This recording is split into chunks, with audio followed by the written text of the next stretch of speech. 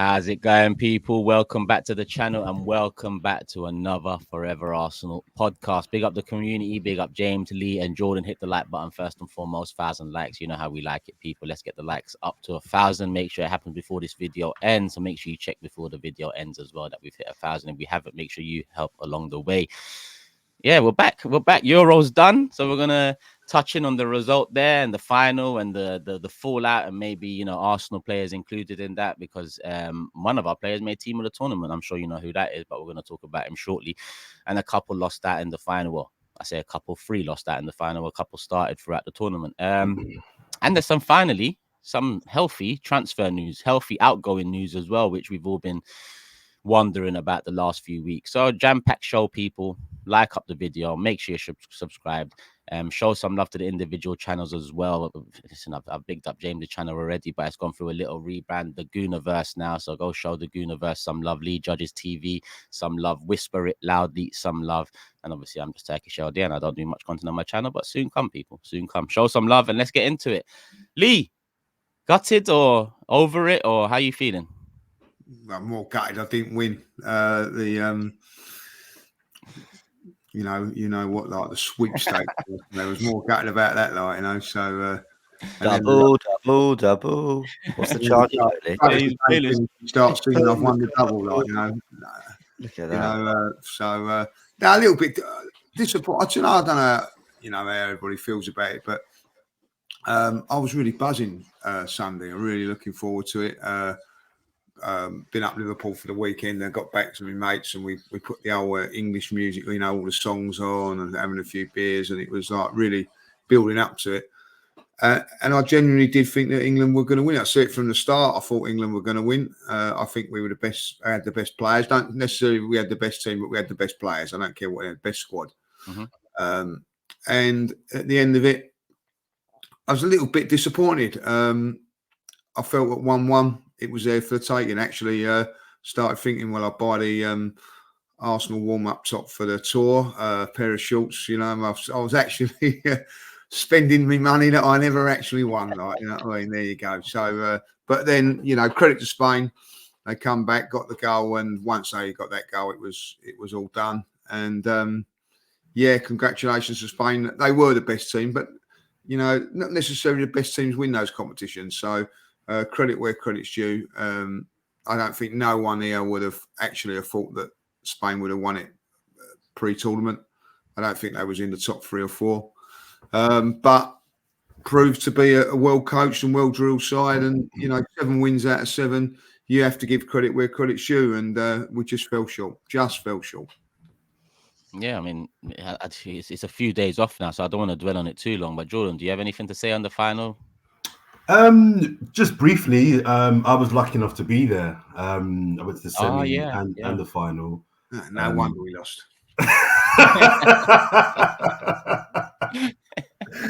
No wonder James was happy. You know, like, I bet he paid half his ticket. Big question, Jordan. Was you at the Spain parade as well? Or? You know, I was, but that was for work. That was for work. Nice. Them guys can party, let me tell you. So no, I was very good for that. Where was it? Oh no, sorry, not parade. I was at the celebrations after the right. match. Postman. No. I wish. Jordan in Spain, just going mad, just flown over here. And if I'm not mistaken, is this the first time that I've known anyone here that's been to the actual game? Is that right? Oh shit, yeah. Just saying. Yeah, just want to say. Well, I'm English or Spanish, mate. So. No, it was an honor. Honestly, we were very fortunate to get tickets to be at the semi and the final. The final was great. English fans in great voice. They really represented themselves well. The semi-final, just very briefly, with Holland, I've never seen anything like it. Honestly, England very rarely get outnumbered when they travel abroad. It was 1-20. That was the ratio. There were 80,000 Dutch fans. Okay, it's the border, so it's like an hour for them. But if you fly to Dortmund, it's only an hour on the plane from England, so it's not like it's far either for us. Anyway, so they were there in crazy numbers. But the final was really, really good. From a spectacle point of view, it wasn't a great game. I think we saw the levels. I think, as Lee said, we saw the difference between a team with individuals that can create moments against a team that actually is a full team that is well oiled and knows what they're doing. I think the rightful team won. It was really funny because it was very reminiscent of the Women's World Cup final between Spain and England, where the better team won. Spain were just on the day better. I think that finished 2-1 as well. And I think the rightful team won the game. The rightful team won the tournament. I don't think it's been a great tournament. I think it's been I think it's been quite boring. The quality's been quite low. England massively outpunched themselves to get to a final, in my opinion. Lee says it was quite close. I think it was close on scoreline. I don't think it was close in any other metric. And I think Southgate leaving now is a bit of a bitter taste for him to kind of go out on. But I do think it is the right decision. I think it's time for a change. Yeah. And I think he's realised that as well. So, yeah, final wasn't great, but England gets to another final. And the inquest into how they can get to the next level and who can bring to the next level, that has already begun. James, any thoughts on the final, or do you want to move straight on to Southgate's departure and what that might mean for a certain Arsenal player? But oh yeah, I didn't actually think the final was England's worst performance, if I'm honest. Yeah, it was. I thought the first half they actually did well to nullify Spain, who did nothing in that first half, albeit they had all the ball. I thought not there were many chances in it, but I thought England were well in that game. Probably switched off a bit when Rodri came off, got a bit excited, thought we're in this. But Zubamendi kept things ticking. If anything, they got even better. He was better, yeah. I actually think they switched on. I think they thought, listen, Rodri going off, that's going to give England some hope. Let's start this second half and kill any hope in the first 5. That's what it looked like to me. Yeah, I agree. I thought the subs he made were quite good. Watkins coming on for Kane early. I thought he brought, bringing Cole Palmer. It's so funny. Arsenal and Chelsea fans were arguing about Palmer Saka, but the reality is they played better together. So I thought Palmer had a really good impact. It was a good goal. Jude Bellingham, I find quite a funny player. There's things he does that I think are terrible. There's things he does I think are world class. He really has that.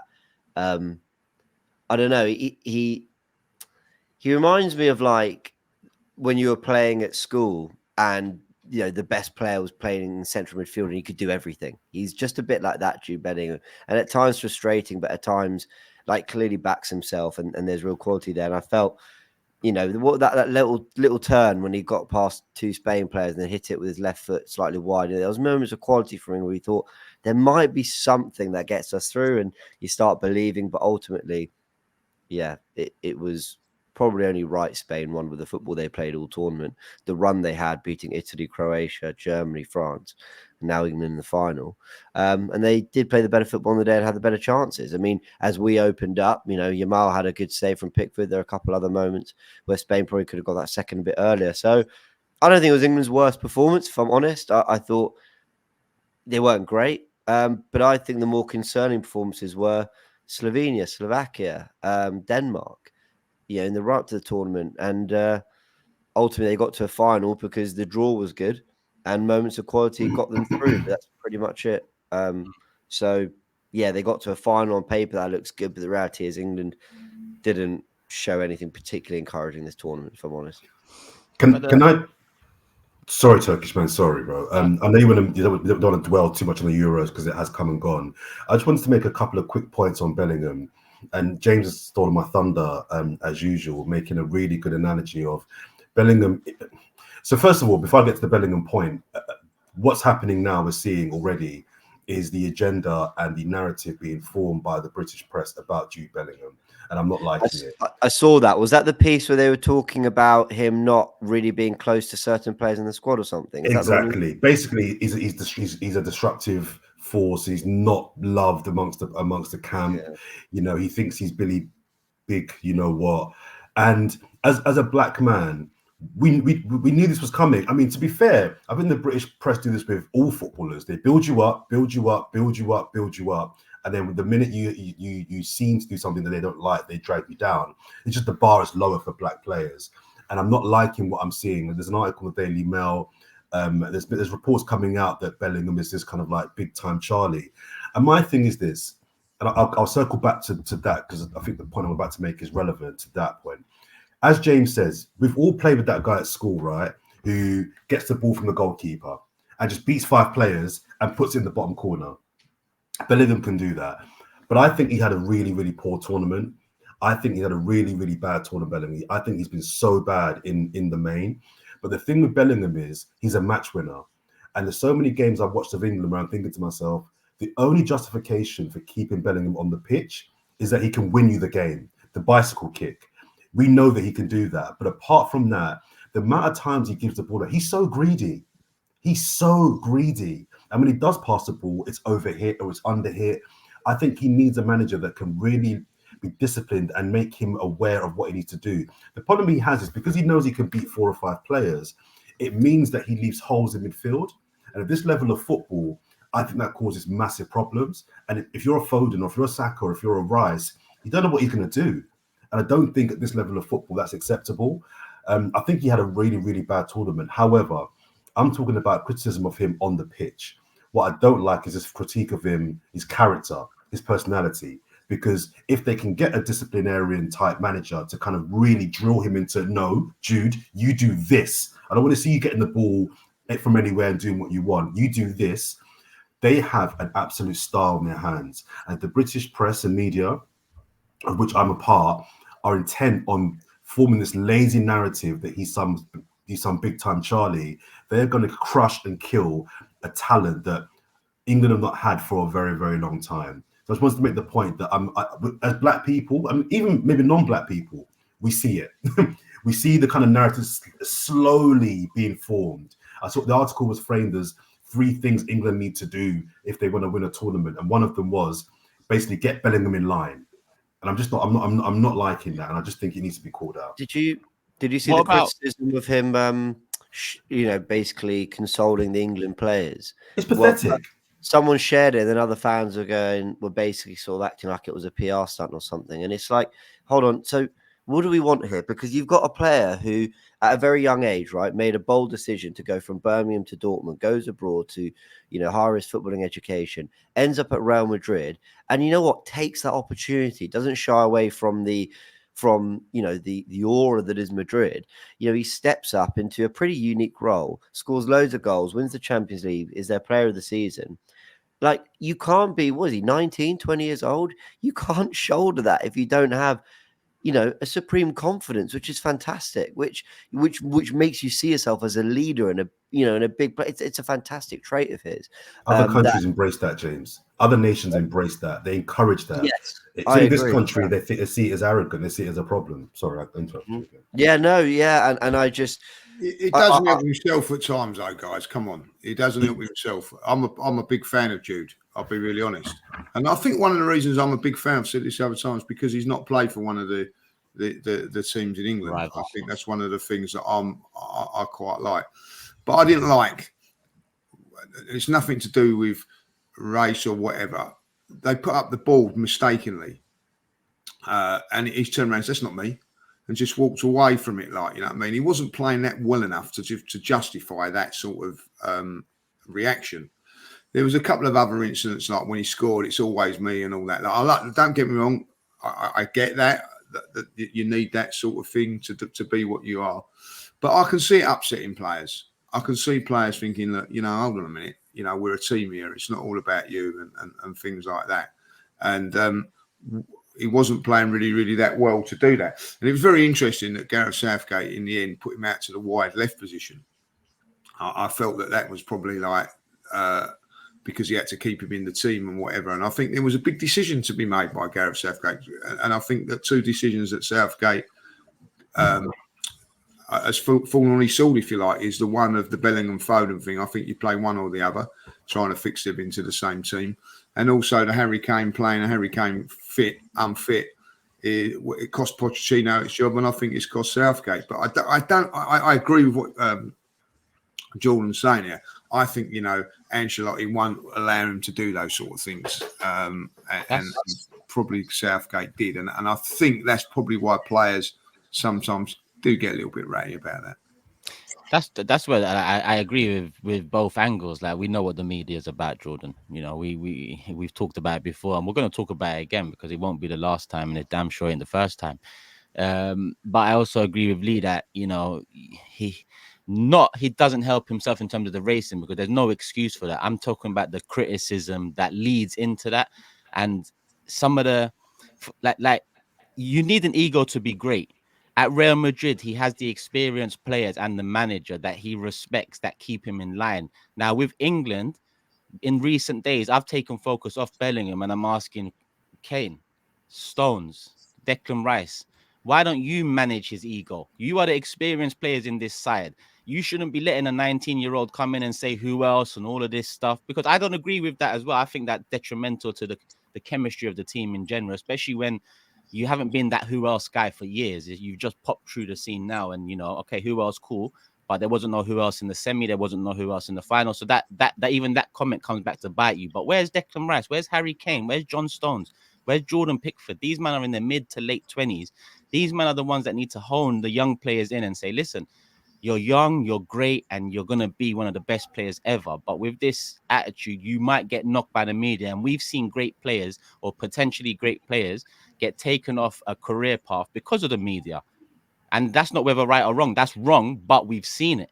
So some of these English experienced players shouldn't. I just feel like they all let kind of Bellingham take the lead and become the forefront and become the man of the side, when really Kane, Stones, Rice in particular, and Pickford, which is a spine, an experienced spine, they should be the ones that after the first couple of games, maybe rein him in a bit.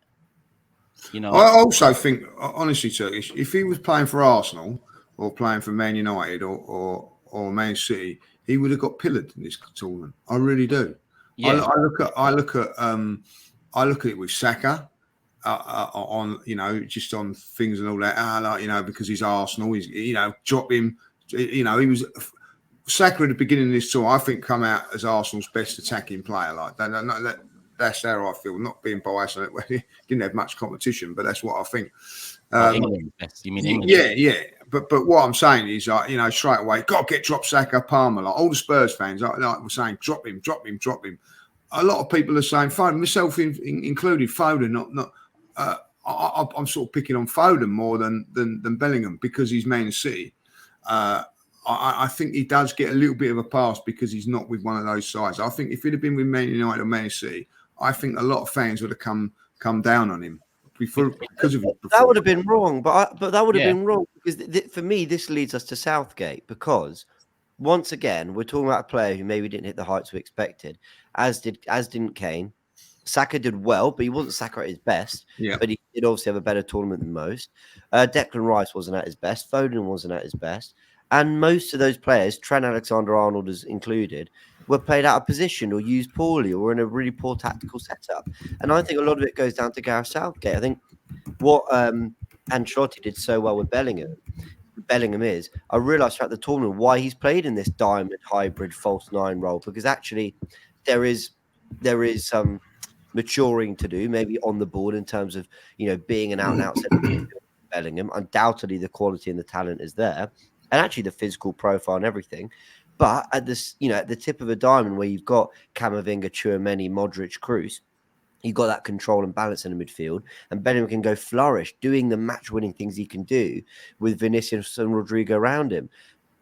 Southgate didn't know what to do with him. He didn't know what to do with most of our players. He really didn't. And Southgate, I didn't think I'd feel this, right? When Southgate announced he was leaving yesterday, I think it was, I was a touch like, that's kind of sad for him. Like he's a good guy, and it's sad it's got to this, but whatever. He more than had his fair chance. But ultimately, I think this tournament was probably his worst performing one. I actually think of the four, this was the worst England were at comfortably, and it was the best team, and it was absolutely time to go. And I was not really. Was it the best team though? The best 11 he's had for him, maybe. Yeah, best squad he's had. 2016 till now, probably his best squad. Yeah, I'd argue the last squad was more balanced and better than this one. Oh, sorry. So, interesting, because I agree with that. This is his fault. Like he could have brought a more balanced squad. True. Players was better. I think he had more options to bring, a better squad this time, and he got it wrong with not even bringing a single fit left back. I think Southgate ultimately, this was comfortably the worst performing tournament England have, though they got to the final. I thought when we were knocked out by France at the World Cup, I thought we went out pretty, with a bit of class. Well, we beat Senegal 3-0, I think think, in the quarters. We did really well against Wales in the group. And then France, we were unlucky on that day. I thought we played quite well. And you went out of it going, you know what, it's the quarters. But I actually thought England made their mark to some degree on that World Cup. But in this tournament, I just thought everyone was laughing at us being in the final. And now someone's going to take on what, to be fair, is a good squad that's had really good experience thanks to Gareth Southgate. But there was just no question for me his time was done. He had no way back, James. No way back. There's no way he can come back from it, because if you really look at it, he left out two players in Grealish and Rashford, and you'd probably say, yeah, okay, that's fair enough. And brought in a couple of other players he hardly used. And then the Harry Kane situation, he's actually come out and said they never got him fit. Well, if he's not fit, you don't take him. If you're leaving out players like Rashford and Grealish for form and whatever, which is fair enough, then you take somebody that's not fit. You've got players there that are fit that are not playing. You're going to get conflicts of it like with players. Players are going to stop playing for him and respect him, and I think that's what will happen, and that's what did happen. But for me, you mentioned, taking Rashford wasn't a problem. The whole rhetoric for 6 months leading up to these Euros, guys, was you got to pick players on form. You got to pick players on form. He doesn't pick players on form. For me, I've never had that as the main metric for an international squad. I would have taken Rashford. I would have taken Harry Maguire. I would have taken Maguire and Rashford. Did they have good seasons? Hell no. Hell no. But in a 7-game tournament, an international football, those two players deliver. But the optics are, but they had a really bad year with United. Yeah, but he's not playing for United. He's playing for England. And for England, those two, in particular Maguire, by the way, I've never rated Maguire. Even when he was good in his first year at United, I never rated Harry Maguire. I don't rate him. But for England, it's unarguable facts. He performs. I kind of disagree, because you're right, he performs, but that's because of the team setup for me and his philosophy, if you can call it that. I think when Gay goes in, Gay was no better or no worse than Maguire in the last tournament. And because defensively, more often than not, England come out of these tournaments with Southgate with their heads held high, because defensively, it's the transition and the attack. Now, Southgate, I think, listened to the noise, and you could tell in hindsight now, you look at it, and it was his last roll of the dice. He left out names that everyone said he's definitely going to bring. He put Trent into midfield and tested it out. He moved Saka left wing back, right wing back. He done he done a lot in this tournament. And for me, looking back at it now, it was just the last roll of the dice. And because they didn't win it, it come across very messy. If England turned out and win it, a lot of people would have praised Southgate for leaving these players at home, for, grinding out the results, for obviously winning the tournament, first Euro tournament ever. And it would have been masked over some of the insecurities he showed, not only in the tournament, but making the team for the tournament. So I think defensively, I think Gay and Stones weren't great. It's just that the team defensively set up to stifle opposition. And when you've got the best ball-winning midfielder in front of you, who somehow comes out of this tournament, and maybe I'm wrong, but he's on the back end of some harsh criticism as well. Not mainstream media. I think mainstream media, the racial element, Bellingham, Saka, and so on, we've seen that throughout. But social media, opposition fan media, it seemed like Declan Rice is the key target because of God knows what. So I just think he wasn't good.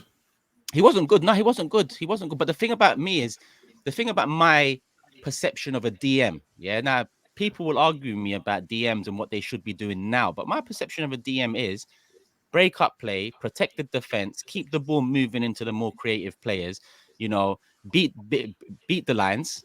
And Declan Rice did all of these things. He didn't beat the lines. Second most passes forward into the final third in the tournament, Jordan. Forward passes is one thing. Breaking line pass into final third, that's key. Final third is key, because it's not first third to mid third. It's first and mid third to final third. And he's got the second most. He had the second most long balls completed in the tournament. He had the first most interceptions and top 3 breaking up play. In terms of a DM, that's the stats for a base level quality DM. And then you can talk about the Rodri element or the Busquets element, which he hasn't got. He hasn't got that at all. So I think Declan Rice, for me, done what I expect him to do. But off the back of it, it's 105 million. It's Mainu comes in and he's the star of the show.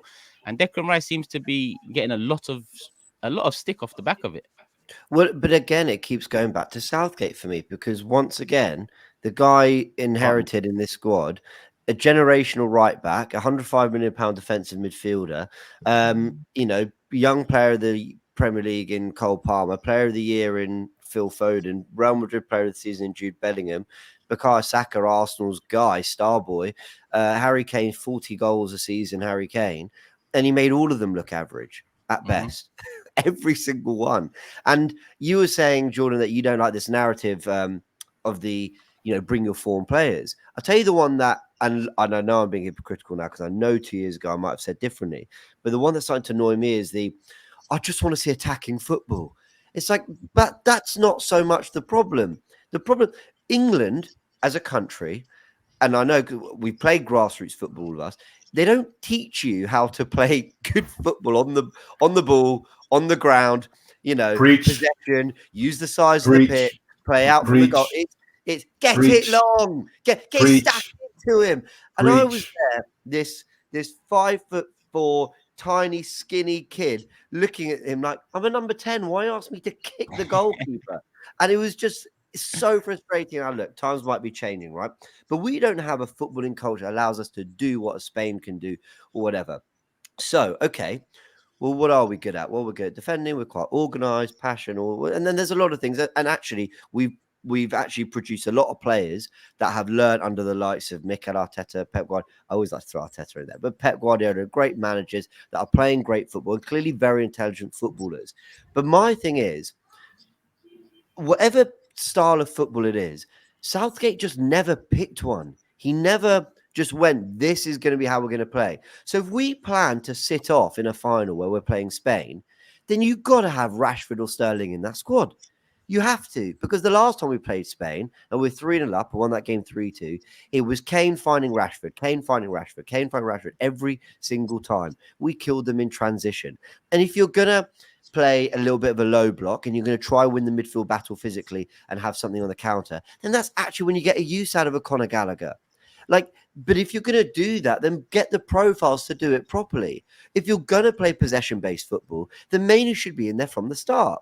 Mainu or Adam Wharton, who didn't get a minute on the pitch, should be in there from the start. There was never and Carl Walker, by the way, had a terrible tournament. Awful. Trent should have seen more minutes if, again, possession-based was the way we were going to go, but not from midfield where he's never played. So the point is, he never picked what he wanted to do, Southgate. That was the thing for me. It wasn't a case of, why are you not entertaining me more? Because I think Deschamps has proven that you don't have to be super entertaining. Italy were really entertaining in the group stage and then had to just sort of find their way through a few of the knockouts 3 years ago. But he never picked 100% what he wanted to do. And there was a complete mix of styles, players out of position, players asking to do roles that didn't feel too comfortable to them. I'll never forget in that Netherlands game. It was one small moment that just summed it up. It was Saka picking the ball up on the right, drove through. He was cutting his side onto his left foot. He took out 3-4 players. He looks up to the left-hand side, and Trippier's still making his way up the pitch. So he had to turn inside and play the ball back in midfield. And there's little things like that where Trippier clearly hadn't been coached. Hug the touchline, hug the width, and make sure you attack that space so we can go and kill teams off when we have our players produce this magic. And they didn't. So anyway, I just went on a massive rant there. Southgate never picked what he wanted to do.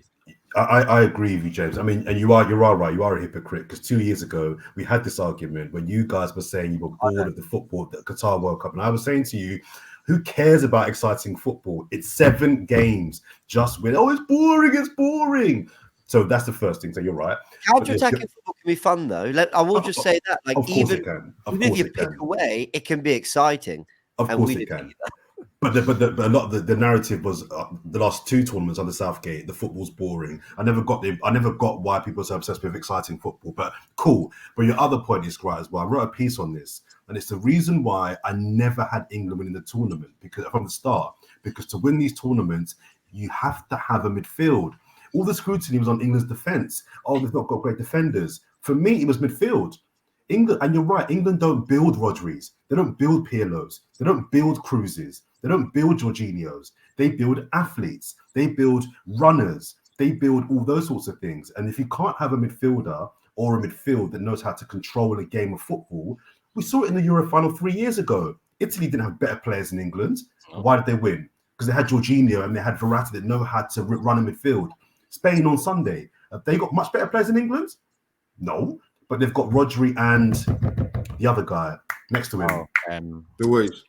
Yeah, Fabian Ruiz, and then Zubamendi comes. They have a culture, and this also links to me with the manager talk, because the next manager, people are talking about bringing a foreigner in, and whilst I think the English system, they call it DNA, in the last 10 years spent a lot of money in bringing through English players, and we're seeing now the depth of players England have to pick from. That's a result of England investing largely, and clubs, in players. The same is not true of coaches. So now England are scrambling around for an English coach. My personal view is international football should be, you can't have a foreign coach or foreign manager. That's just my rule, but that's not a rule, so we'll move.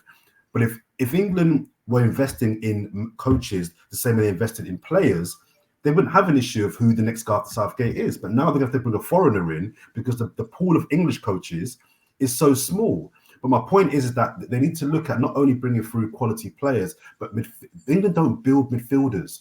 They create Harry Maguires, they create Harry Kanes, but they don't create midfielders that know how to manipulate and run games. They don't do that. And until they do that, for me, you're always going to be a moments team. You're always going to be an individual team. And that might get you far. But when you play in Spain or in Italy or Germany, I'm sorry. You mean another Scholes, right? Because Scholes is probably the closest thing that England have ever had in the middle of the park, that can run a game, can break the lines, can pick up. And I will say, like, while I have a bit of a laugh with sort of what it was like at grassroots level, like, in all seriousness, like, obviously all these things are changing. There's better English managers coming through who want to play a certain style of football. Graham Potter, Gary O'Neill, I think, is a good manager, and others. And we're producing Kobe Mainu and Adam Wharton and all that. But I just think it's ultimately, whatever the next England manager tries to do, I just think have conviction and just go for it. If it's you want a channel runner, then Kane's not your striker. Go for Watkins. If it's though that you want a striker that links up the play and brings your forwards in, then it's Harry Kane, and trust him because he just had a world-class campaign for Bayern Munich, so he's clearly not washed. And Declan Rice, what is he to you? Is he your destroyer? Can he control the midfield? If he can't, then Wharton and Mainu need key minutes.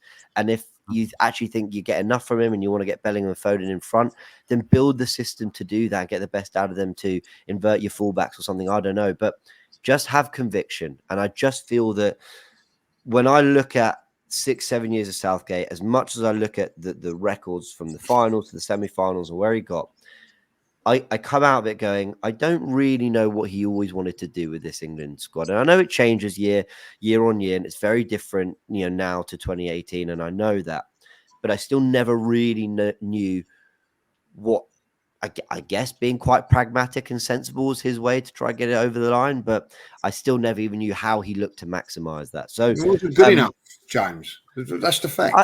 And we've said that, haven't we? And look, I actually want to give him credit for a couple of things. I like to consider myself a pretty young football fan. I haven't seen England fans enjoy tournaments like 2018, 2021, Qatar 22, and what was it, Germany 2024 we just had. I haven't seen England fans enjoy it. Now, of course, things like, the scenes at the Euro 2021 final were appalling. But when I look at, I went out on Sunday and I saw the street parties and things and people just having excited for England. There's no doubt that he's made people feel close to the team and people are enjoying watching England and tournaments and football. And he's got everyone sort of believing again. And that's all important. I know some people go, it's only about winning. No, but like when you're at international football, these other things matter. These other things are important. These other things are big for the community in the country and all that. And I give him credit for carrying himself with a lot of class. He undoubtedly did that. And some people say, who cares? He's a good bloke. He's a good bloke. I think it's important, James. I think people massively, and maybe I'm just a softie, but I think being a good guy, being a good leader, being someone that is in tune to your team and to the nation, I think is important. People, as you say, people will be like, oh, just win. All I care about is winning. That's fine. That's totally fine. But I think when you're a national, this is not club football. When you're a national team boss, you have to be aware of your role as a leader within the nation and how your role plugs into who you represent as a country.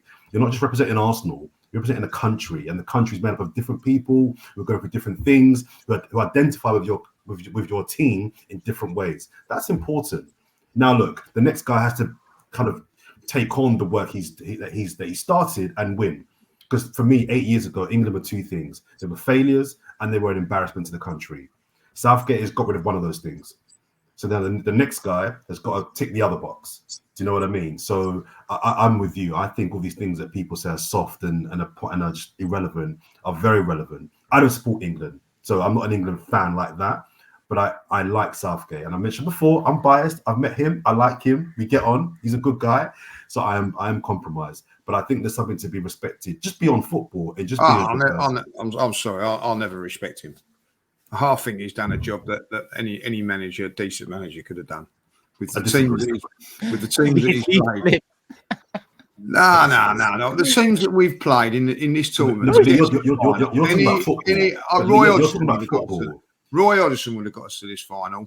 Harry Redknapp would have got us to this final. They would have, like, you know what I mean? Sam Allardyce would have got us to this final. They haven't played no one, like, you know what I mean? And that's how I see it. To get to a final, to play the teams that he've done, you know what I mean? Harry Bassett would have got us there as well, like, you know what I mean? I'm telling you, like, you know, I am telling you. I'm telling you. After all that, Jordan's like, yeah, I've met him. He's a good guy, and then Lee's like, I don't respect him. Listen. He's been very, very fortunate. The teams that he's got through. He's also been very, very fortunate. You know, like, I look back in the Steven Gerrard era and things like that. Oh, by the way, I think Steven Gerrard is still a better midfield player, the best midfield player we've produced for a very, very long time. And that's because I've met him and he's a nice guy, like, you know what I mean? And all that. I feel compromised, you know what I mean? But anyway, but there was some bloody decent teams we was up against. The competition was under Southgate. You're conflating two things. You're conflating the football with the leadership of the man. We will agree, as a football manager, he's not the guy. He's not good enough to get. So we will agree on that. I'm talking about the man. And I'm saying your role as a national team manager is very different to being a club manager. For me, it's different. It's different. And I think as a national team manager, well, I just think you have to take more in. You have to take more in. You have to take in so many more things that go beyond football. At a time the country's in pieces. This country is in pieces in so many ways. And they say that he's got the second biggest job in the country after the Prime Minister. Now, some people can dispute that or not. But what you can't dispute is football is a national obsession in this country, and people expect England to do well. I don't know why, because they've not won anything for 60 years, but there's a lot of pressure on that, and to take that on and to keep yourself dignified. Lee, people were throwing beer at him after game 2. They were throwing beer at him after game 2, and he kept his calm. That's a disgrace. I don't agree with that and all that. I get what you're saying, but for me, he's never going to go down as one of the all-time greats in my eyes. He isn't. So who does then? Who does? Yeah. We haven't really got one. If I'll be really honest. You know what I mean? That's fair. I think, we'll be really honest. I don't think that we've actually, the two managers that I think would have done really, really well for England were never picked, and that was Brian Clough and Harry Redknapp. I think that they was never given the job because of that. I think Terry Venables done a fantastic job, but then you look at the teams that you're up against. There were some bloody difficult. Glenn Hoddle had a very, very good side in '98. It's a really, really good side, but to get to the World Cup final, he'd have had to beat an Argentinian side, which was fantastic. Then if he'd have beaten them, they'd have played the Holland side, which was the best Dutch side since. One of the best Dutch sides ever. If he'd have beaten the Dutch side, he would have then played Brazil, who was like an unbelievable side in Brazil, and then he'd have played France. You know what I mean? Like, but he had your mate Gerrard, he had Cole, he had Campbell. Other teams had Ronaldo, Rivaldo, and Ronaldinho in their side. No, I'm just countering. You're saying the competition now. I'm saying the competition now is weaker. I agree with that. It's yes, I do think it is. Yes, it is weaker. But I'm saying back then he had a better squad. So that levels it out. Well, I do, but we wasn't the best. We've never ever gone into a tournament in what I can remember and thought we've got the best players. This tournament we did. We've never done that. I don't agree. I don't agree with that. But we've had that argument, haven't we? I don't agree with that. But yeah. Ultimately, I hope he doesn't take another job after this, Southgate. Well, if Jordan has his way, he'll be managing Arsenal next year. Like, he goes stuck himself. Would you have him at Arsenal? I'll tell you what. Like, if Arteta left this week and Gareth Southgate comes in as a manager, I'm going to Arsenal and giving back my season ticket because that would be me done. You're being silly. No way. For what it's worth. So you're saying you'd have him at Arsenal then, would you? No, but then I wouldn't have him at any club. I think there's a difference between managing a club and managing a country. I think his qualities. No, but it's not about Arsenal. It's about. I don't think he's suited to club management. I think some people are suited to international management. Let's look forward now. Right. 40 minutes in, people. Listen, if you've enjoyed the conversation, pleasure. If you haven't, because it's not been Arsenal heavy related, we talked about Declan Rice here and there. Apologies, but obviously the Euros has just wrapped up, so we've had to cover what we need to cover. But let me bring a bit of Arsenal into it, because moving forward, how much do you think Ben White helps this current first 11 for England? Because Kyle Walker's appearance in that final, that's probably his last, if not his last tournament appearance anyway. Trent, I don't think, it depends what the new manager sees and, does he go back into the right back slot? But Ben White can be centre back, he can be right back. And I think that's an area that England are really missing, quality that Ben White possesses. I've got a bit of an unpopular opinion on this, I think, which is I saw some Arsenal fans getting excited about sort of Ben White's back in the England fold. And I just don't think it's going to go the way people think, right? Because I've defended Ben White in this sort of situation without us. We actually really don't know that much about it, but I've defended him. And I mean, if he plays centre back, he's competing with Stones for Stones' position. He's not going to play left centre back, especially when we've got Colwell and Branthwaite, two left footers coming through. So I don't think he's going to be a left centre back. So he's competing with Stones, or he's competing at right back, where you've still got Trent there. So I think Ben White has had a better couple years than a lot of players in those positions. But I don't think it's a guarantee he starts for England, as much as I rate him and love him and think he's amazing. I also don't know if sort of Southgate and I guess it's Steve Holland, leaving, if Steve Holland goes with him. I don't know if that sort of just immediately means guys, I'm back. I agree. I think the whole experience, I imagine, might have been quite difficult. I don't know if people are going to love the idea, whether it be the players, whether it be Ben White himself, of just a manager change. Now suddenly I'm involved. Where are we, people? Let's get going again. Look, I love Ben and I've defended him throughout the whole thing, because for me, the only character reference I need is Arteta. And, he gives Ben White the big thumbs up and he brought him in and he's been top for us. But I don't think it's a case of he just strolls back at England and, our Southgate was wrong. Here you go, Ben White's. But I just don't think it goes that way. 100%. Totally agree. I think there's no better partner for Stones than Ben White if we're talking centre backs, and if we're talking right back, it just depends what the new manager wants to do. Does he want Trent to invert into midfield, or does he want a right back that can overlap? I think Ben White in both positions is a strong candidate. If Trent starts right back, Stones and Ben White are centre back pairing. Who comes in ahead? What, Gay? Nah, Ben White. Quality wise, I think he adds something, and I think character wise as well. I think he's about 26 now. He's the right age. He's got the character where we've seen it for Arsenal many times. If he needs to leave one in, he'll leave one in. If he needs to, get a bit there, I think that for England, I think his character and his quality suit what England kind of need at this moment in time. He can play out the back. He can break the lines. He can. I agree with that. I just don't think it will be I don't think he'll be straight in. Personally. I think he's going to have to be at his best. He's going to have to be playing unbelievably, like he has done for the last season. For the first sort of, I can't see there being too many changes going into to it. First of all, but I think he's going to have to be where he's performing, where you think, wow, you can't leave him out. You can't leave him out, at this moment. He's been wow for me for 2 years now. 2 years. He has done that, but I still think, even though he's been in the wow factor, and I'm going to stick up a little bit here for Gareth Southgate. I think, you know, it is arguable that the Walker was still the best right back in the country at the time. He's proved it for Manchester City. You've got Trent, you've got James at Chelsea, like, you know, so there's a lot of competition out there, like, you know.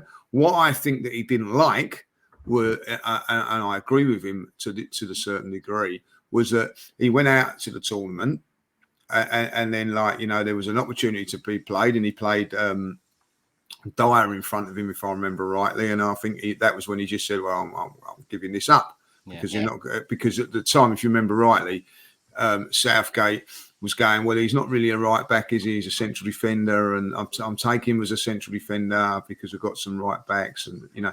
But he's really grown into the role now, where I think we all agree that he's a right back, not a central defender anymore. Like, you know, so I think there was like things that went on in that light, but I don't think that Ben White, if I'll be really honest, comes out with it squeaky clean as well, like, you know what I mean, from that point of view.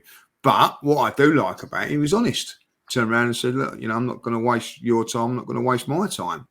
And I think you've got to admire him for that. But I think that he's got to come in and really do. The thing is, what I think with, if an England manager comes in and plays Ben White, the thing is, how much do you rate Saka? How much do you want Saka to be your top man? Because I think that Walker hindered Saka. Where if you bring in Southgate, it's going to. If you're going to bring in Ben White, it's going to help Saka. So I think that if you really, really want to get the best out of Saka, then maybe you play Ben White and bring him in. That's how I think it'll go. I think James's initial point is the one we're missing.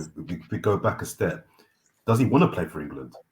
This idea that because Southgate's gone, no, he does. He definitely. No, he has stated at Brighton. He said that. I think he said something along the dream is to play for England. Because I found this out after the fact as well. Because I was like you, I was like, maybe he doesn't care. But I think James highlighted the point to me that he said that, yeah, the dream is England. So he said that, but then maybe going away with England in a couple of tournaments or he went to the Qatar and then he was called up for this one and then turned it down. Anyway, he's been with England to one tournament. He might have just realised, actually, is it two? No, one. And not got a minute. He went to Euro 2020, but I don't think he played. He went to the World Cup and left early, and then he refused to be called up for this one. That's right. So he might have gone away and just been like, actually, I'm not getting a chance. Well, not even that. I just don't enjoy this. I don't want this anymore. So I think before we talk about whether he's good enough to be called up or not, I think we need to establish, actually, does he want to even be called up? Does he might just be happy playing for Arsenal. Do you know what I mean? So I don't particularly, I'm not bothered. But also, Jordan, is he happy to be, but also it doesn't feel like something that can just be done like that. I know Turkish, you're suggesting it could be, but I feel like the new manager, they're going to want to see a similar squad, or maybe not. But I don't. He wasn't at Euro 2021. I just had to check that he wasn't at Euro 2021. So his only experience is World Cup 2020. He was in the squad. They took him. In the squad. Euro 2021. I've just checked it now. He didn't play, but he was 100% in the squad because I remember he did Talk Sport interviews, and then we were signing him, and Saka was talking about how good he was, or he was talking about how good Saka was. 100%, he was in the squad at least. He must have been. I've got the provisional squad provisional here. Squad, maybe. Trent, Chilwell, he was. And don't forget in the Qatar well, he was left. It was only because James got injured that he got put into the squad. Do you remember? He wasn't in it at first, and then he got in it right at the. Maybe he got called up. Yeah, right, fine. Okay. Maybe he got. Yeah. Okay, there we go. That sounds cool. Yeah. So I don't know if it's a click of a button thing that he's just sort of suddenly available again. I think he might say, look, let's just take some time. Let's have conversations with the new manager. Let's see the situation. The thing about the new manager for me, listen, the World Cup he doesn't have to win because it's his first tournament, but he needs to hit the ground running in a sense, whether that's running straight off the back of this and using a lot of the same players, or whether that's bringing in, because for me, one of the chess pieces this new manager will have is Ben White. Is how do I need to bring in another profile into this defense? If I do, where do I fit in? What's his best? England don't have many players on the fringes that a new manager can come in and bring in to shake it up a little bit. they kind of have their squad there. Yeah, okay, Rashford, but these men are kind of over the hill in terms of their England careers. They might come back into the fold, but they're not going to be vital cogs in the machine moving forward. So I think Ben White's a great chess piece for the new manager to have. Does he want to? Does he come in and change it up straight away, which I think he should do, because then you've actually got a year and a half leading to the World Cup to do your own thing? Or does he come in, settle the ship, 2-3 international breaks, go under the radar, win games a la Southgate, 1-0, 2-0, whatever, and then start implementing his own? I think he'd be better off going in with his own, shake up. But we'll see. On some better news as well, off the back of the tournament, Saliba's the only Arsenal player to be in the team of the tournament. Yeah, deserves a round of applause. His first starts for France at an international tournament, and he comes out of it as one of the star players, if not star player for France. I think Koundé also made the. Did Koundé? Yeah, I think Koundé also made. Actually, am I wrong? Am I just making? No, he made some people's, but Carl Walker inexplicably made the official team. Yeah, well, it's a mockery, then, isn't it? How has he got in the? He was at England. He was one of England's worst players. How has he got that award? Because they didn't concede a lot of goals, and that's it. But you're right. Sorry, it wasn't Koundé. But I knew there was another token, like, because England got to the final. It's a token. Magnan was in goal, another French player, but Saliba was the, main man in France's defense, and we've got more eyes on him now, people. So we've got to start winning things, because Saliba's stock has risen a hell of a lot, and that's the thing with international tournaments. We've just talked about England. We saw how Saka came out of Euro 2021. This year it seems to be Rice when we're talking about Arsenal players and criticism. But you also get moments and experiences like Saliba, whose stock has risen so much in just 6 games, that slowly but surely, I mean, if it wasn't for this Lenny Yoro guy that people are chasing right now, we probably have a few bids for Saliba from a couple of major clubs in Europe. But yeah. What a player. That's a blessing for us, actually, that Real Madrid seem really intent on getting this guy that they're battling with Man United for. Yeah. I don't think Saliba would be like a target for them, maybe necessarily this summer. I mean, they're looking at Trent, apparently. That came out yesterday. So Madrid are, I mean, it's good that they're finally investing in the team after winning the double. But Saliba is, man, I love him. We're so lucky to have. I have so much, like, I just get so happy when I think about some of the players we have at our team. Go back 6 years ago, I did not feel this way. Even the ones I liked them, or maybe I loved them, but like not in the same way. I mean, a lot of these players, I'm convinced they're destined for great things at this club. I really believe it, and I just hope we deliver it, because I don't think, as much as I think they're super committed here and now, they know how good they are, and they know that they deserve to win things. One of the great points that's come out of this tournament is how is Bukayo Saka after all this? How is Declan Rice? I know that Saka played in a team that won the FA Cup. He didn't play in that final, but he has won the FA Cup. And I know that Declan Rice obviously won the Conference League, and a massive part to play with that in a historic moment for West Ham.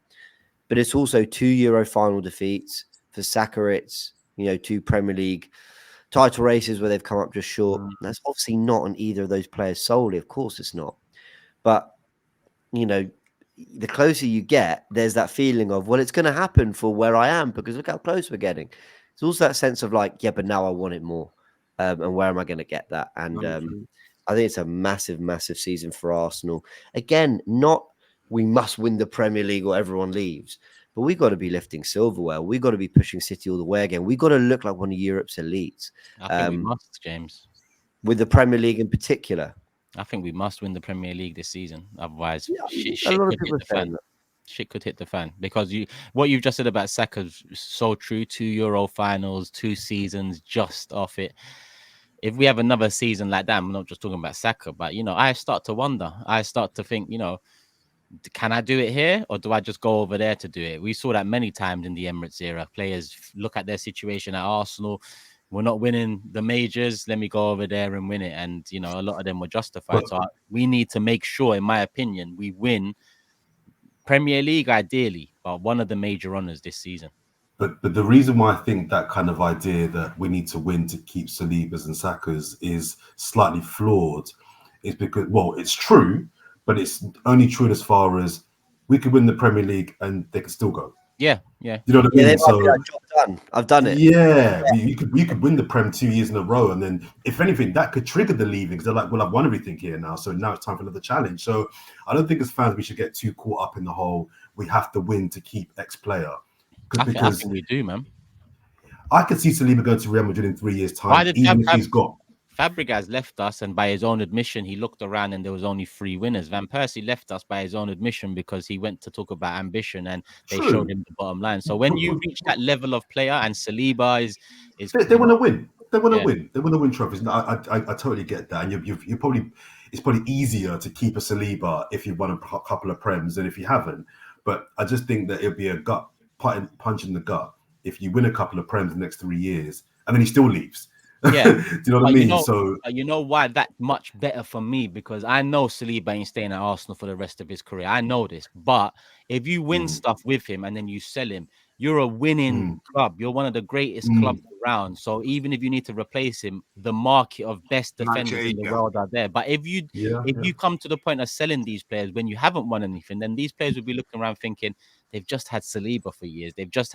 They haven't won anything. Why am I going to? So it's kind of a balance. Guys, it's not about trophies. It's not about trophies no more. It's about because we've had Thierry Henry won Premier Leagues, left. Vieira won Premier Leagues, captain of Arsenal and Invincible, wanted to leave. Champions League. They've always want that, yeah. What you've got to do is build a squad that's capable of winning the league and Champions Leagues and continue to do it. And Arsenal are a different thing now. I think the next 6 weeks is the biggest 6 weeks in Arsenal's history. And I'll tell you why, because of the likes of that every year. No, I mean this because of the likes of Saliba now. We've got a team that's on the cusp of going all the way. But what I feel now is that Saliba will be sitting on a yacht or his beach or whatever. Same as Saka, same as Rice. He's got a beach, yeah. Got a beach. They've got everything, these guys, and they can bring it in. Right, they'll be sitting there and they'll be thinking, right, what are you doing? What are you going to do to bring us to the next level? What is happening? And I think that is something that you've got to show now, ambition. I think at times, maybe in the past, and it's been a thing in Arsenal's history, a little bit of lack of ambition when we've had good sides. Have we gone that extra mile to make sure that we are the elite and whatever? We have. So I think the next few weeks, if I was Saliba, you know what I mean? Now, if you like it or you don't, guys, he is the best central defender in Europe now, like, you know what I mean? And he's going to be thinking that, like, you know. So if you're the best, what do you want? You want to be the best. You want to be in the best team. You want to be in the best. So this is what you've got to do now. You've got to provide this for these guys because we're in a position now where we either kick on and go for these big or we fall off again. It's as simple as that. It's as simple as that. You know, you're not wrong, Lee, because again, on your point, the next 6 weeks sets the tone. So we've just talked about we need to win something next season, but what the next 6 weeks does, and I always put myself in different shoes when forming an opinion. Now, I put myself in Van Pee's, Fabregas's over the years, and many other Nasri's and so on to understand. If you put yourself in Saliba's shoes now, and we have a 6 weeks of underwhelming signings and Man City bring out a big player and whatnot, then the tone is already set because I can ask myself as William Saliba, say, we've just finished second to this team twice, and they've gone harder in this transfer window than us. That doesn't set a great tone. We need to make sure it's us this year, and us this year starts by getting into the season on a high frequency in terms of vibe, energy, belief, hope, all of that. And the next 6 weeks will set that tone. That's gonna be hard to do though, and sorry to pour cold water on it, right? But because we are not going to have Ramsdale, Raya, Rice, Saka, Saliba. I don't maybe Havertz, but Havertz did go out around earlier. I mean, we're not going to have some key players for a good 3 weeks still. So they're probably going to miss. Well, they're going to miss all the tour, and then they've got to get up to speed for the opening game. Some of them will, but we remember how much preseason tour helped build that momentum. Maybe not last season, but the season before that for sure. So signings as well. We're linked to Mikel Merino, but I mean, if we do get him or an Eze, who we've been linked with, they're not coming until for another 3 weeks themselves because they'll be on holiday. You know, their teams went to the final. So I think it's a real task for Arteta to keep the players that are available fit and keep them and get them ready and sort of build some chemistry ahead of the start of the new season, because we can field a good 11 with who we have available. You can field, you know, Erdegaard, Partey, Jorginho as your midfield three. You can field Ben White, Tomiyasu, Timber, Zinchenko, maybe Calafiori. You can field those players, but what are we doing with the goalkeeper? I mean, we laughed about Dan Bentley. He might well start the opening day, and he won't because Ryan Ramsdale should be fine up to speed by then. But I don't know. It's going to be difficult to really build that momentum. And I think the transfer window, while I've been saying it's going to pick up in July, and I think it has, not massively. We haven't signed anyone yet, but it's picked up a little bit. I still think things might be rumbling on till August. So, yeah, we spoke about this on Playback yesterday. Every player needs to be ready. I don't give a shit how far you went in this Euros. Yeah, we've just come off the back of 2 seasons where we've just missed out, and they know it because they've said it. Odegaard said it. The disappointment. Arteta said it. The disappointment. Be ready. If you're this disappointed by it, and you know this season needs to be it, come back early. I'm sorry, the tournament ended 15th of July. The season don't start till 16th of August. Take a week and a half. They don't take the full 3 weeks. And even if you take 2 weeks, what do you mean a 2-week reset your whole body as a prime athlete? Now you come back, you hit the ground running 2 weeks. I need 90% of our players ready come that first game of the season. Because our first 5, listen, you cannot be reaching 90 points and going through the first 5 fixtures without at least 4 wins. You know, and we've got difficult away fixtures in those first 5.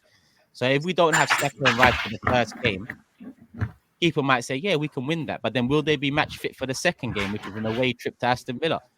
They need to be ready game week 1. Yeah, I'm sorry. I'll tell you, because I think the key thing for me, and I'm going to go back to last season, is we signed Rice round about this time last year. He was nowhere near up to scratch when he went to that American tour. He was off the pace from everybody at first. The reason they got him out there, because they wanted to get him involved, and that's the problem. And I think what James is alluding to, if we sign anybody now, we ain't going to have that American tour where they can gel, get to know everybody and whatever. It's going to be probably getting to know each other those first couple of games in the Premier League, and then the break for internationals, you know. So I feel that over the last couple of years, if you have a look at us, well, I think we've been really successful, and why we've hit the ground running in the last couple of seasons is because Jesus, Zinchenko, they were brought on those tours. Declan Rice was brought on those tours. As you say now, our main players are not on this tour, are not going to be going on it, and any big signing is not going to be on it neither. And I do think that is a big thing that helps us in the last couple of years, and we're not going to have it. And that's why I'm saying this 6 weeks is so important, not just with transfers, not just with who's coming in, the rest, the whole package is so important this 6 weeks that they get it right in every single department so that we do hit the ground running. Because what will be the worst thing is, for me, is that Manchester City and Arsenal don't hit the ground running, and a Liverpool or a Tottenham or a Chelsea or somebody like that does. Manchester United does, and we can't catch them, and that is the problem. So this 6 weeks is so massive for Arsenal in everything, and again, it comes with every time with Mikel. You know, I mean, I look at Mikel and I think, like, you know, when people go, oh, this and that, and one of the defensive. He's had COVID to go through. He's had other things to go. This is another test for him. Another test that he's not been used to. This is the first time now that players have gone really deep into a competition, and he's got to have them. I think that the World Cup last time, of course, didn't. That was another effect going into the season. You know what I mean? Like, so this is new. This is new for Arteta's had all of his players there and there for the last couple of pre-seasons. This is the first time he's not, and it's going to be a test. It is.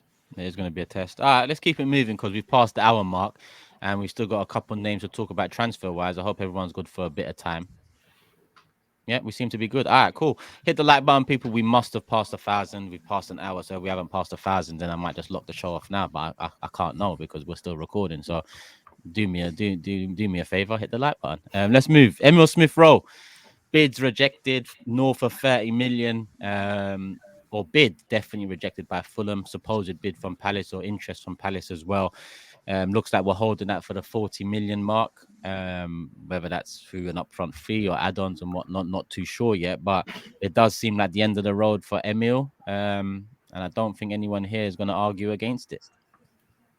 Bye. I think 2 he years wants too late. Fulham. Bye. What'd you say, Lee? I think he wants Fulham. Then is that what the rumours are that he's more keen to go to Fulham? Yeah, well, listen, whoever, one or the other. I mean, they're both in London. I mean, just fucking, just go, just go. Just go. It is unfortunate because there was, you know, obviously he's not met him like he has met Gareth. I actually have met him. Actually, I've met him a couple. He's a friend of mine. Actually, he's a pal. He's a friend. Well, friends stretching it. Friend is stretching it. But I've met him a couple of times. We get on. I like him. Talented player. Should have gone 2 years ago. Fair. 2 years ago. Fair. I mean, again, me and James talked about the emotional connection a lot of Arsenal fans tend to make to players, and it's not healthy.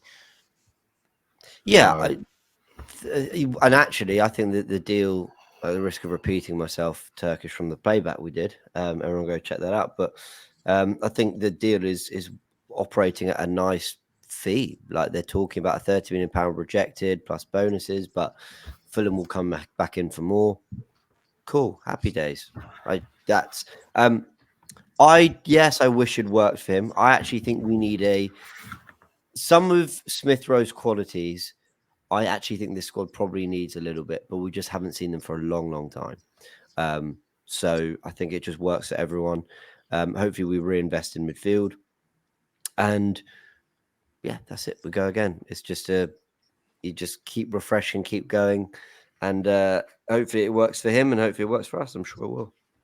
I think 30 million is probably about right. If we can get 40, great. 40 would be brilliant. But I think 30 is probably about market value for him. It's probably about right. I know people will talk about other midfielders going for 50 and 60, but if I'm looking at it from another club, if I'm looking to buy Emil Smith-Rowe, I'm looking at, okay, youth, cool. Ability, yeah, cool. Can play in a couple of positions, cool. 3/4 of a good season where he was very, very good. Cool. Is that worth more than 30, 35 mil? I don't know. They're buying him for his potential more than anything. Yeah. And the potential's still there, I believe.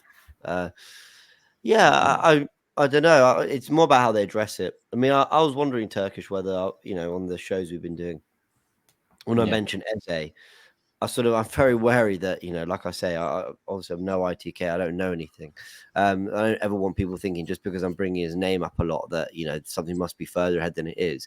There isn't. Apparently, we're just interested in him. But the reason I keep mentioning him is a Smith-Rowe out for an Eze in feels like you're addressing that particular profile in the squad quite well, and the interest has been reported. Mm-hmm.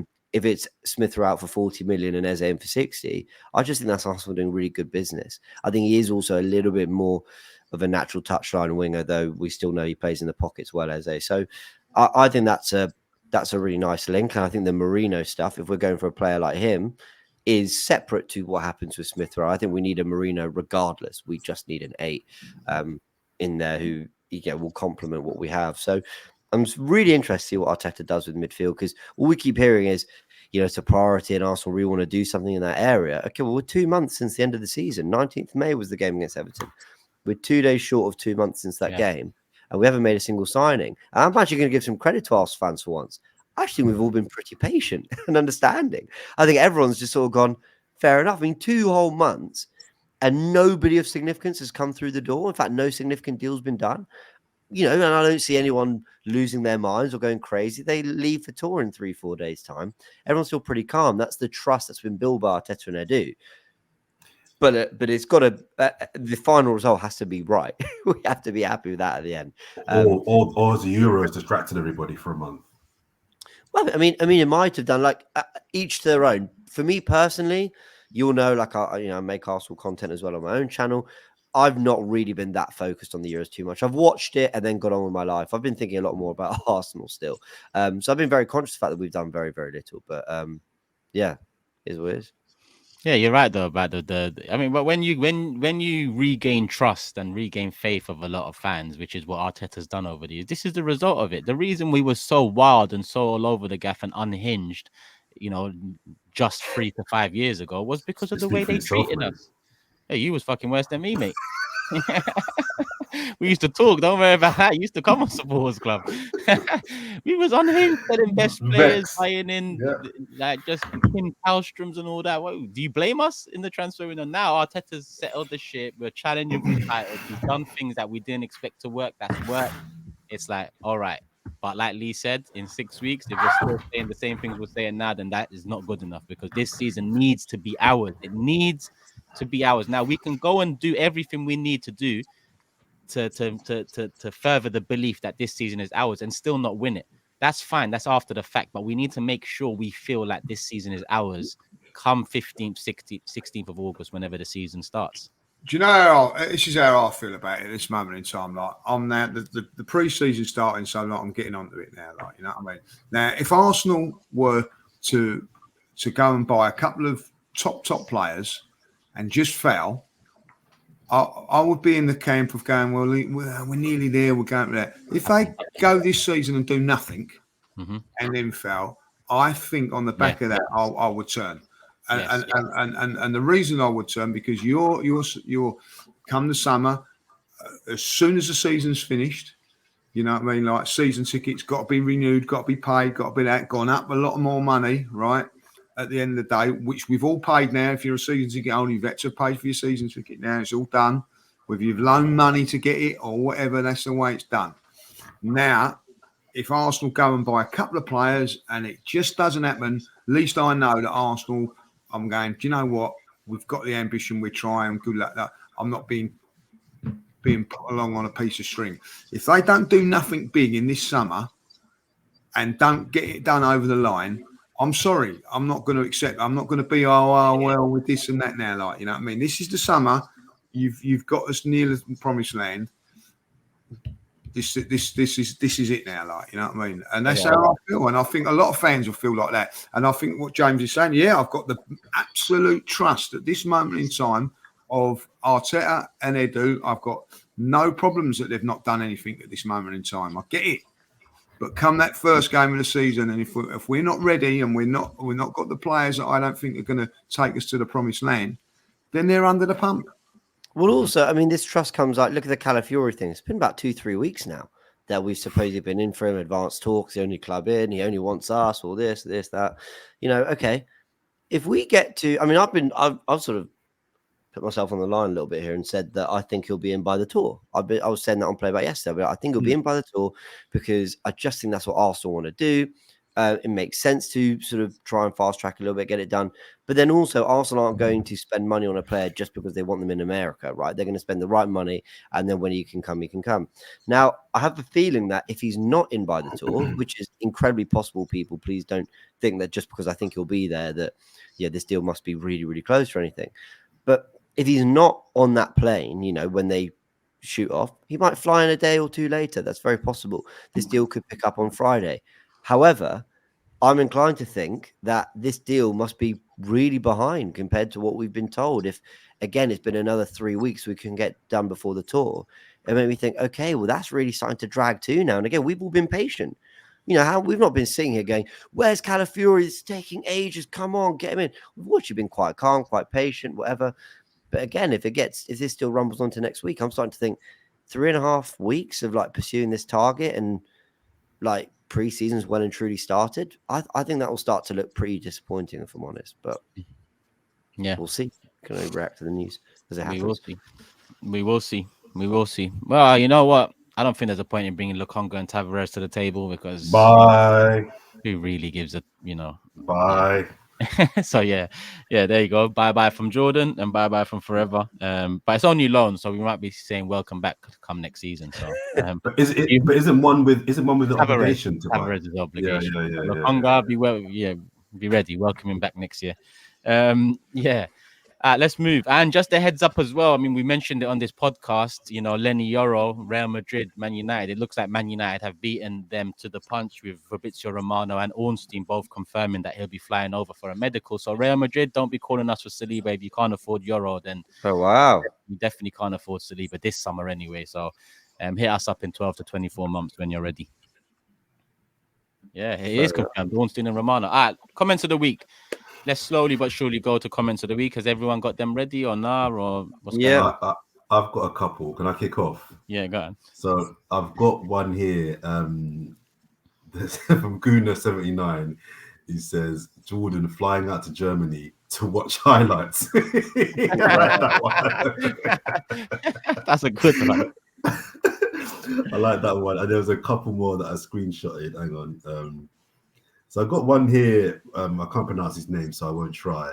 But he's got here, Jordan's earned my respect for once. Okay, great.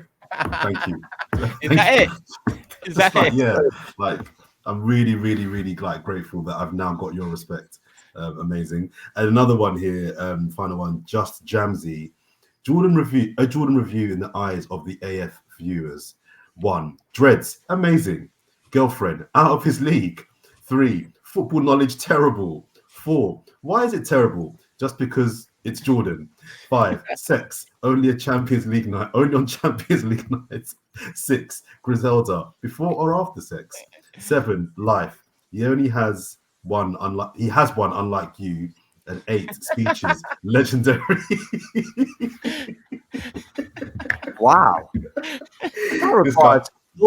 He went in. This person went in. Oh, and sorry, there was one final one as well. Last one. Tinas essay. I don't always agree with Jordan. He says the most shocking things sometimes, more like all the time. But him being the way he is the part of the reason why I love this podcast, to be honest. There you go. So you are welcome. Love. You are welcome. It's all there for Jordan this week. My one was pretty simple. It won't make sense, but Ben Tier said Lee in the thumbnail is how he feels on these 1 a.m. recordings. It won't make sense now, but you know, I can't explain why it won't make sense. Well, yeah, funny that I've got a lot of them. You know, I mean, like, you know, I've got Lee looking beautiful in the thumbnail, right? Like, you know, I don't know what all this thumbnail about. The thumbnail is nasty work, and I agree with that. Like, you know what I mean? Nah, that was classic. Etc. Like, you know. If you managed to see the first 30 minutes of the last pod, then you caught the thumbnail. If you missed it, then you missed it, people. Then, you know, maybe I'll come back around again one day. We'll see. Yeah. One turkey joke too far from Mr. Lee Judges is what happened. Like, Yes. There's some people that know what goes on with that nasty man up there. Like, you know what I mean? Jordan, did you see the thumbnail? I saw when you put it in the group. Someone put it in the group, I think. Yeah, I saw someone sent it to me. Yeah. Yeah, it didn't go down well, but yeah, No, I'm still alive. So I'm still alive. All right. Yeah. Anyway, I thought it was a great thumbnail, but Yeah, you would, wouldn't you? King Thomas, Jordan watched a full game and you'd see Saka does step overs. Highlights might not catch it. Jokes aside, his monologues about Saka was brilliant and I fully concur with it. He's our star boy always, not only when we England win. Yeah, so some nice words after. He loved your speech, but maybe he missed a step over in the highlight. But... Yeah, I look back on that and I have seen him do step overs, but it's not something that he does as much as it's not a trick of his. I'm with you. It's not. He can do it. Saka can do everything. Yeah, but it doesn't mean he does it all the time. Yeah, yeah. All right, people, we're gonna slowly wrap it up here. I say slowly because just to confirm, Jordan, you're gonna have to work around us for the next 2 weeks because we're gonna be in LA and Philly, so time zones and whatnot. We'll get that sorted. Lee, James, you're over there as well. So listen, Forever Arsenal will still be coming thick and fast each and every week, especially when there's news to discuss and transfers to unpack. So make sure you're subscribed with the notification bell on. Who knows? If there's news in the next few days, we might even do another one on Sunday for a Monday morning release. If there's not, then look out for it next Wednesday-ish. But like I said... Do you think there will be? Just show of hands. Do you think Calafiori will be done Something by? has to happen by Sunday, in my opinion. Yeah, Just to build up the buzz. I'm going to go there. I think they'll get something done before the tour. I do think they will. Yeah. And if they do Sunday night, let's try and do a podcast just to release it Monday morning. As we're flying on Monday, it'll be good to give the people some content. Yeah. But yeah, people, make sure you subscribe with the notification bell on. Like I said, the Gooniverse, Lee Judges TV, Whisper It Loudly, Turkish LDN. That's the individual channels. But this is AFTV. Love for the love as always. We'll be back again real soon. Peace. We're out.